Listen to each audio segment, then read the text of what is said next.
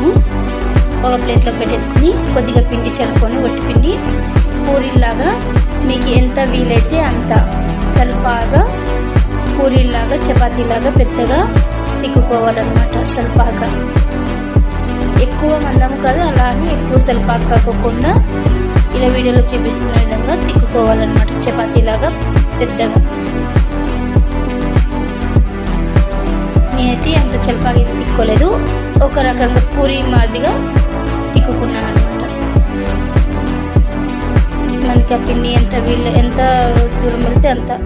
ముందుగా మనము ఆయిల్ వేసుకొని ఒట్టి పిండి కలిపి పెట్టుకున్నాం కదా, దాన్ని మొత్తం ఇలా పూరి పైనంతా స్ప్రెడ్ చేయాలన్నమాట. ఎక్కడ గ్యాప్ లేకోకుండా మొత్తం పూరీకి అంతా అప్లై చేసి ఒట్టి పిండి వేసేసుకొని ఒక ప్లేట్లోకి పక్కన పెట్టేసుకుందాం.